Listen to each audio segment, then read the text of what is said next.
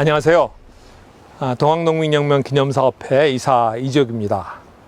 올해는 전주에 동학농민군이 입성한 지 127주년이 되는 해인데요. 해마다 당시 선열들의 발자취를 돌아보는 유적지 탐방을 진행해 왔습니다. 하지만 작년과 올해는 코로나 방역 지침 때문에 이렇게 nen선으로 역사기행을 떠나게 됐습니다. 오늘 현장 안내는 전봉준 평전 봉준이 온다의 저자이시고 1894년 농민들의 투쟁을 장중한 문체로 소설로 형상해 주신 작품 나라 없는 나라로 혼불문학상을 받으셨죠. 중견 작가이신 이광재 소설가님이 오늘의 역사 현장을 안내해 주시겠습니다. 이 작가님 반갑습니다. 네, 안녕하세요. 반갑습니다. 네. 작가님, 여기가 지금 완산칠봉이잖아요. 네네네. 완산칠봉이 뭐 전주의 대표적인 뭐 산일 수도 있지만 네. 특히 우리 동학농민군의 행적과 관련해서 너무 중요한 장소여서 그렇죠. 여기서부터 시작해보자. 네, 이렇게 좋습니다. 동선을 짰습니다. 네. 한번 그러면 가보실까요? 가시죠. 네.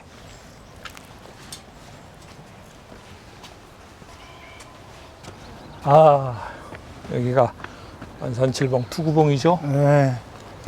완산 도서관에서 계단을 타고 이렇게 조금 올라와 보니까 네. 이제 이곳이 완산칠봉, 그 네. 중에서도 투구봉 자리라고 네. 적혀 있네요.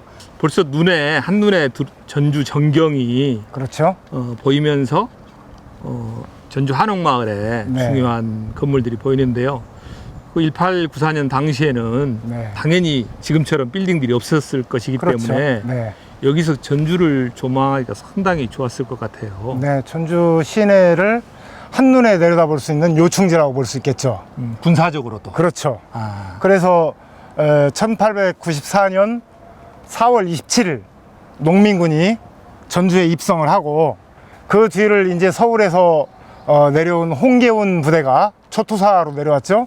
홍계운 부대가 뒤따라 와가지고 바로 이곳과 저희 완산칠봉 그쪽에 자리를 잡게 됩니다. 그래서 이쪽에서 전주 시내 쪽으로 포를 쏘면서 농민군과 초토군 간의 전투가 격렬하게 벌어졌던 거죠. 바로 그 현장이 이 지점이라고 볼 수 있고, 지금 여기서 보면 저기 경기전 보이지 않습니까? 네. 저 경기전은 조선의 입장으로 볼 때는 이게 경복궁 다음으로 중요한 건물이나 마찬가지예요. 왜냐하면 시조인 이태조의 영정을 모시고 있기 때문이죠.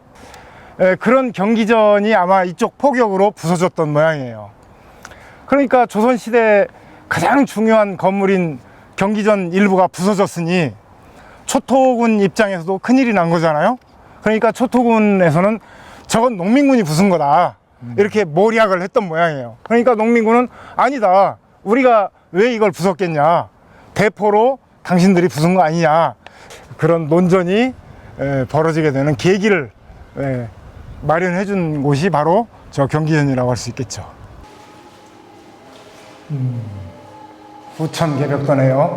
공주의 후천개벽도. 네. 이게 원래 판화였던 것 같은데요. 판화였죠. 판화였는데 지금 그 그림을 따가지고 이렇게, 이게 지금 제목이 후천개벽도니까 앞으로 도래할 새로운 세계, 개벽이 끝난 이후에 세계를 묘사한 작품인데, 너도 없고 나도 없고 또 위도 없고 아래도 없는 그런 모두가 두루 평등하고 행복하게 사는 공동체 사회를 염원하면서 만든 작품 같습니다. 당시에 그 조선 민중들을 보는 것 같아서 네. 느낌이 좀 특별해지네요. 정말 생생하죠. 동학농민혁명을 다룬 시들이 꽤 많죠. 그 중에 이제 이 안도현 시인의 서울로 가는 전봉준, 이 시가 가장 절창 중에 하나라고 얘기할 수 있겠죠. 들꽃들아 그날이 오면 흰 무명띠 머리에 두르고 척의 척화 물결 소리에 귀를 기울이라. 원래 농민군의 주장은 척양척외죠. 척양척외인데 아마 그 물결 소리를 표현하기 위해서 시인은 척외 척화로 좀 변형을 한 게 아닌가. 소리를 맞춘 거죠. 네네네. 그런 생각이 드네요. 그 물결소리와 이 농민군의 모습이 네. 왠지 어울려서 네. 첫 입구에서 그날의 어떤 함성을 네, 우리들에게 전해주는 것 같습니다. 맞습니다. 입구 들어오면 이제 녹두관 앞에 네. 박홍규 파나와 안도현 시인의 시가 있고 네, 이쪽 면에서 이제 연표식으로 네, 동학농민혁명이 어떤 경위로 발생했는가 이게 좀 설명이 돼 있어서 네, 잘 모르신 분도 보기에는 좋을 것 같아요. 네네. 1894년에 네. 왜 하필이면 그 해에 네. 동학농민혁명이 터져 나왔을까요? 역사 교과서나 이런 데를 보면 농민군들의 진짜 의도는 몇몇 탕관오리를 징치하는 데 그치는 게 아니고 국가 체제 자체를 새로운 체제로 넘어가고자 하는, 개혁시키고자 하는 그러한 움직임이었다고 생각을 해요. 그것이 1894년이었다. 이쪽 보면 이제 폐정개혁안 네. 12개 조항이 있는데 이게 농민군의 목표였을까요? 농민군이 전주에 들어오기 전까지 싸움을 하는 과정에서 여러 차례에 걸쳐서 자기들의 요구사항을 삼은 그런 글들을 발표를 합니다. 그리고 전주에 들어와서 집강소 체제가 성립한 이후에 폐정개혁안 12개 항을 제시하는데 이 안에 이 농민군들이 지향하고자 했던 세 개의 핵심이 담겨 있다고 생각을 하고 있습니다. 폐정개혁안이 집중적으로 다루고 있는 것은 조세 문제, 세금 문제죠. 그 전근대적인 세금 문제를 좀 혁파하자는 것이고, 그 다음에 신분제를 혁파하자는 의지가 강력하게 표현되어 있어요. 그런 것들이 5항, 6항, 7항 이런 데 표현되어 있는데, 그 중에 저 6번에 7반 천인, 그러니까 천민들, 이 사람들을 없애자. 그 다음에 노비 문서를 불태우자. 이거는 인간의 어떤 평등, 모두가 평등하게 살겠다는 의지를 표현한 것이고, 12번째 토지는 평균하게 나누자. 이거는 어떤 삶의 근간을 새롭게 재편하자라는 그런 문제의식으로 보입니다. 네. 12개 항에 이렇게 정치를 혁신해야 된다라는 네. 주장을 보면은 네. 일시적인 어떤 향리의 탐관오리를 이렇게 그렇죠. 벌하는 수준을 넘어서서 국가 체제 전체의 개혁을 네. 요구하는 목소리가 분명히 담겼다. 네. 이렇게 확인할 수 있는 것 같네요. 그러니까 동학농민혁명을 얘기할 때 조병갑이나 탐관오리를 이야기하면 이야기할수록 동학농민혁명의 내용이 축소되는 그런 우울을 범할 수가 있거든요. 네. 그런 측면에서 저는 역사를 기술하는 분들이 참조를 좀 해주셨으면 좋겠다. 따라서 동학농민혁명도 아직 끝난 게 아닌 게 아닌가, 여전히 계속되고 있는 문제의식이 아닌가, 그런 생각도 해보게 됩니다. 네. 남은 시설물 한번 더 보실까요? 이 완산칠봉 투구봉에 모셔져 있는 네, 무명 농민군 지도자, 네, 이분이 이 녹두관의 중심 인물이 되겠죠. 그렇죠. 복원을 이렇게 아무튼 했는데 네. 꼭 이런 얼굴이시지는 않을 것 같습니다만은 그래도 얼굴 형상을 대하니까 네. 뭔가 깊은 느낌이 옵니다. 기상이 있어 보여요. 이분은 어떤 경위로 이 자리에 오시게 된 걸까요? 이분은 동학농민혁명의 마지막 싸움이 벌어졌던 전라남도 진도에서 싸움에 나섰던 농민군이었던 것으로 보입니다. 그런데 무슨 연유인가로 이분의 유해가 일본으로 옮겨갔고, 일본의 홋카이도 대학교에 유골이 모셔져 있었는데 유해를 송환을 해왔죠, 국내로. 1996년에 네, 일이죠. 네, 1996년 송환해와가지고 전주에 모시고 있다가 이 녹두관을 개장하면서 이번 기회에 무명용사의 묘라고 해서 안장을 하고 이렇게 흉상을 만들어 놓게 된 겁니다.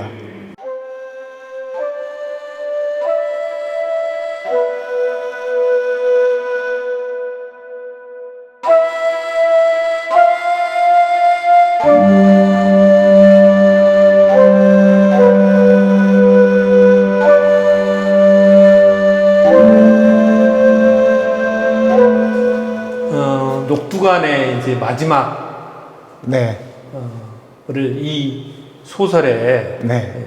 몇 문장이 대신하고 있는데 네. 저는 이걸 읽으면서 굉장히 가슴이 아릿했어요.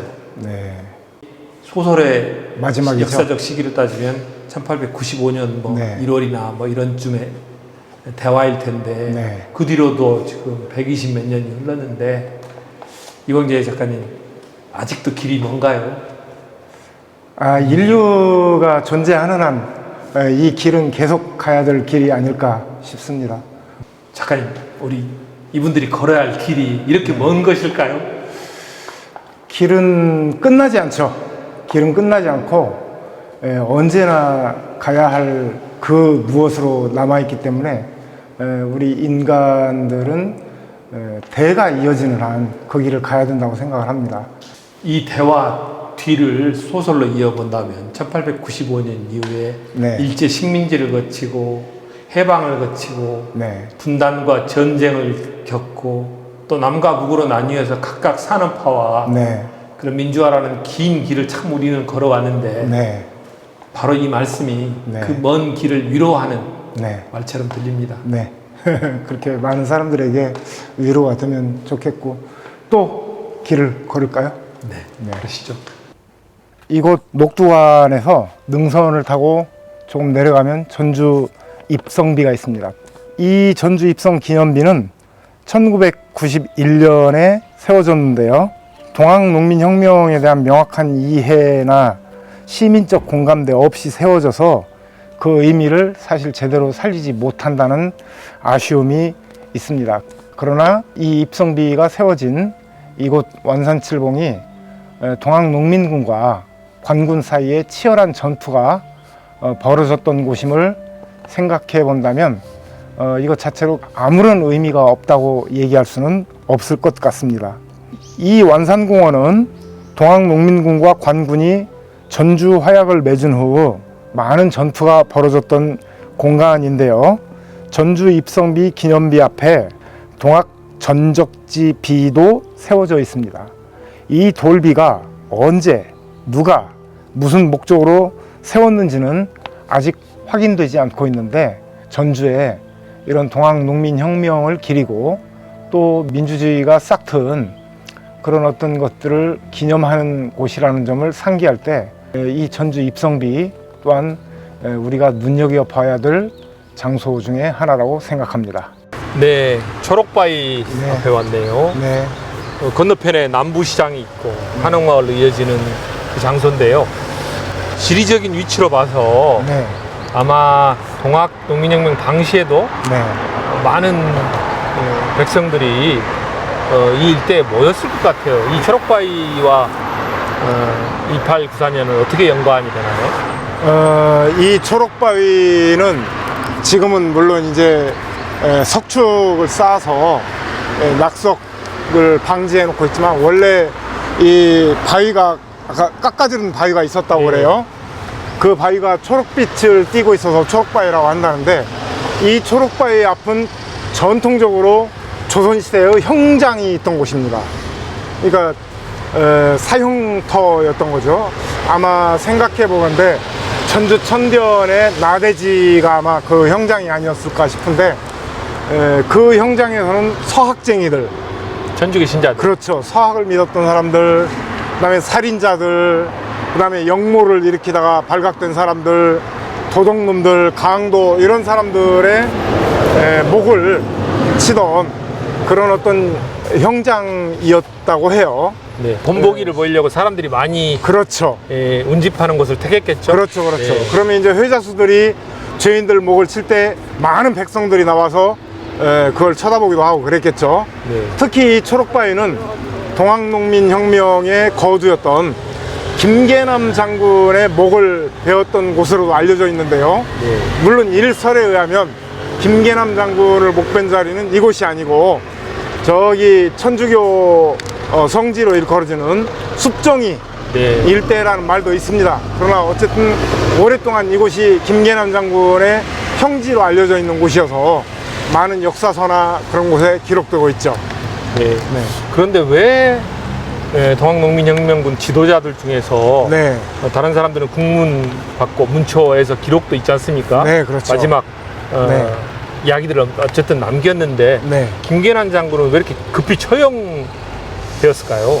그 김계남 장군을 추포해서 이제 가명으로 끌고 왔는데 네. 그 당시 이제 전라감사는 김학진 감사 후임으로 이도재라는 사람이 전라감사로 있었습니다. 그래서 국문을 하는 과정에 김계남 장군이 우리는 이 일을 대원군 대감과 함께 진행을 한 일이다. 그렇게 이제 이야기를 하니까 이 이도재 감사가 대원군과 농민군의 관계가 드러날까봐 서둘러 김계남을 처형함으로써 김계남의 입을 막았다. 이렇게 알려지는 기록이 있습니다. 그런 설 중에 하나이기도 네. 하고 어떤 네. 곳에서는 굉장히 급진적이고 네. 혁명적인 기세가 있었기 때문에 양반들이 분노하기도 하고 네. 또 두려워서 네. 급히 목숨을 빼앗았다. 네, 아마 이런 뭐 그런 해설도 네. 있더라고요. 네. 그런 어쨌든 여러 요인들이 많은 민중들의 네. 백성들의 목숨이 떨어진 곳. 네. 이 초록바위는 지금 올해로 한 6회째 네. 진원제가 해마다 이어지고 있다고 합니다. 그래서 저는 개인적으로 이 나대지의 네. 그 회자수의 모습을 형상화하는 조형모를 네. 세우고 뭐 죄인도 있겠죠. 그 이제 영모를 했던 사람인지 아니면 서학을 믿었던 사람인지 아니면 뭐 강도든 죄인이 있을 테고 그걸 쳐다보는 백성들의 모습이 있을 거란 말이죠. 그 군상들을 여기다 조형물로 설치해 보면 어떨까. 네. 그래서 올해 한 2명 설치하고 또 내년에 또 한 2명 설치하고 그렇게 한 100명, 200명 군상들이 만들어지면 네. 세계적인 볼거리가 마련되지 않을까. 네. 그런 생각도 개인적으로 해봤습니다. 저도 좀 공감이 네. 되는 생각입니다. 뭔가 그 동학농민혁명의 현장들을 우리가 네. 실물로 그렇죠. 눈에 담을 수 있는 그런 조형 시설들이 참 있었으면 좋겠다 네. 생각을 많이 하게 됩니다. 네. 자, 이제는 그 전라 가명 네. 우리 또 동학농민군의 현장 네. 그쪽으로 한번 가보실까요? 네, 가보시죠. 드디어 네. 전라 가명이 왔네요. 네. 지금 현판에 쓰인 글씨가 선화당. 선화당. 네. 그럼 여기가 전라 감사가 네. 진무처라고 할 수 하던 있죠. 네. 장소이군요. 네. 당시 이 일대가 뭐 당연히 전주가 전라도의 수부였고 네. 그러면 당시 전라도라 하면 전라남북도 제주도. 제주도까지 관할하는 네. 그러니까 굉장히 조선에서 핵심이 되는 핵심이 곳이죠. 되는 그런 관청이었네요. 네. 이제 이곳 전주에 복원이 돼가지고 많은 사람들이 그 향취를 느낄 수 있게 됐다는 점에서 굉장히 반갑게 생각하고 있습니다. 네. 그런데 반가운 마음에 와 봤더니 네. 뭐 가명의 복원 역사는 잘 설명이 돼 있지만 네.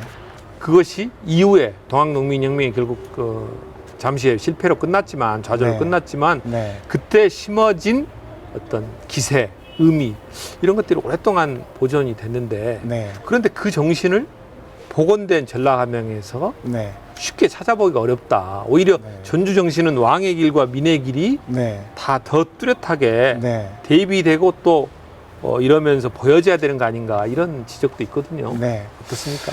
지금 전주시의 전주에 대한 컨셉, 전주에 대한 컨셉은 왕의 도시, 민의 도시거든요. 왕의 도시를 상징할 수 있는 건물은 경기전이라고 얘기할 수가 있겠어요. 네.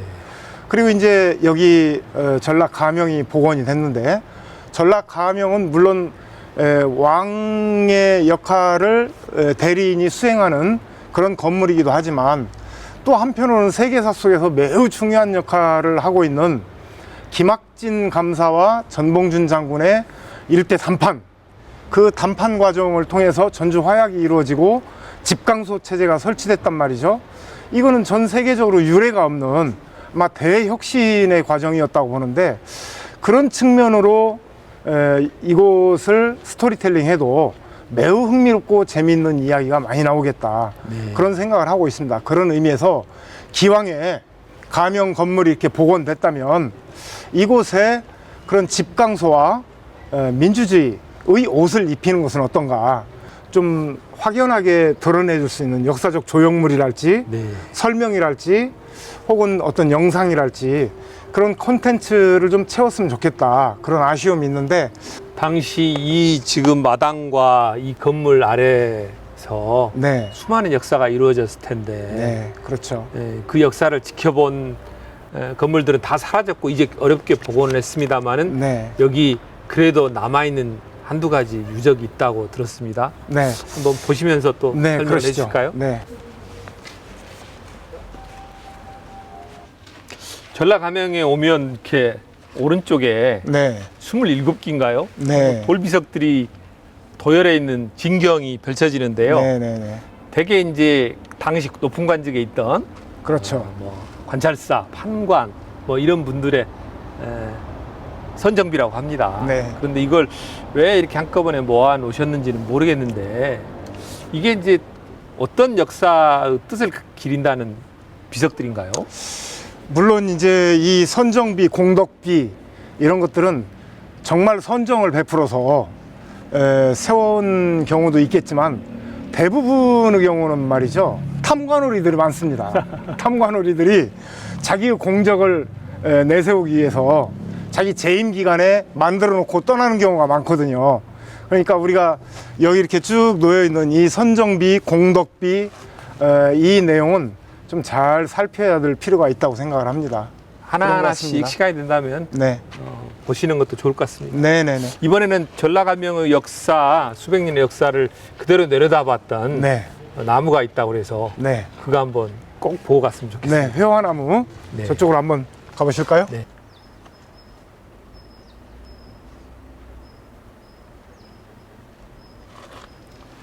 이 나무는 한눈에 봐도 네. 꽤 나이를 많이 잡수셨을 것 같은데 네, 네, 네.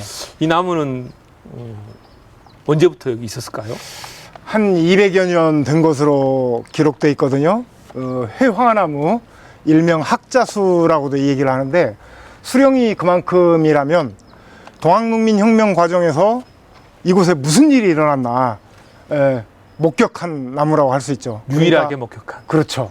전봉준 장군이며 김학진 감사며 도집강으로 활동했던 송희옥 접주, 이런 사람들이 어떻게 집강소를 운영하고 활동을 했나 하는 것들을 한눈에 내려다본 그런 나무라고 할 수가 있겠습니다.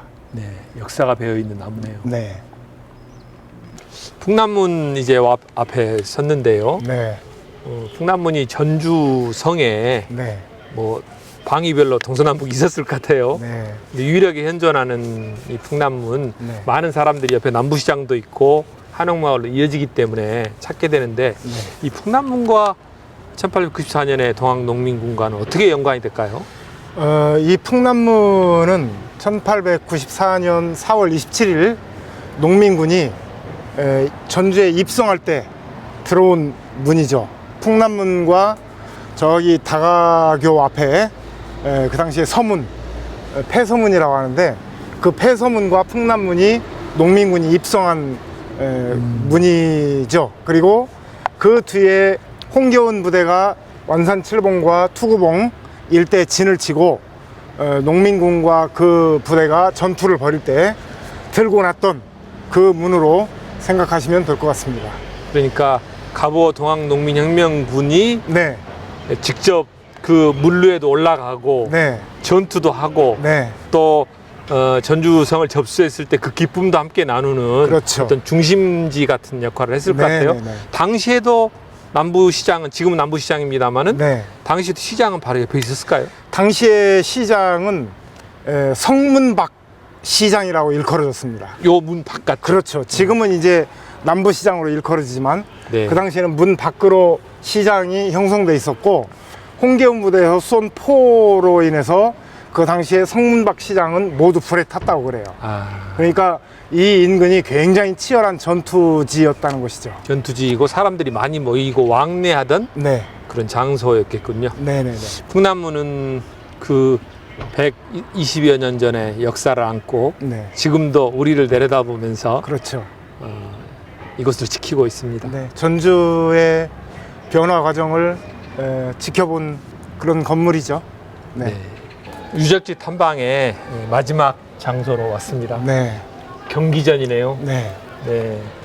지금 뭐 주변에 많은 분들이 걷고 계십니다만은 여기는 너무도 유명한 이제 관광 유적지가 돼서요. 네. 여기서 역사를 말한다면 대부분은 뭐 왕조의 시원 정도, 네. 또 멋진 풍경 이런 거 이야기하고 끝나실 것 같은데 네. 이광재 작가님이 말씀해 주신다면 우리 경기전과 1894년에 동학농민혁명 어떻게 연관이 될까요? 경기전은 1894년 전주에 입성한 농민군들을 소탕하기 위해서 관군이 저 남쪽에 네. 완산 칠봉과 여러 봉우리들의 포를 설치하고 저쪽이겠네요. 예, 성 안으로 포를 이렇게 쏘아댔는데 그 와중에 아마 경기전 일부가 부서지고 불에 탔던 모양이에요. 그래서 이제 조선시대로 보면 이 경기전이 매우 중요한 건물인데 그 건물이 부서지고 불에 탔으니 관군 입장에서도 난감했겠죠. 신성시 여기는 곳이죠. 그렇죠. 네. 그래서 이제 농민군의 소행이라고 관군 쪽에서는 또 주장을 하고 농민군은 우리가 그런 것이 아니다 라고 주장을 했던 것 같아요. 농민군의 입장에서도 이 경기전은 뭐 왕조의 상징이라기보다는 국가의 중요한 유물이고 국가의 상징이 되는 그런 건물이었기 때문에 중요하다고 판단을 했던 모양이죠. 좋은 건물이 있다 구경하고 지나가는 것도 물론 의미가 있겠으나 이런 기회를 통해서 우리 역사의 한 고비, 우리 역사가 어떤 과정을 거쳐왔고 우리 민주주의가 그 과정에서 어떠한 노정을 형성해 왔는가 그런 것들을 생각하는 계기로 경기전이 거듭난다면 하는 바람이 저 개인적으로는 있습니다. 네.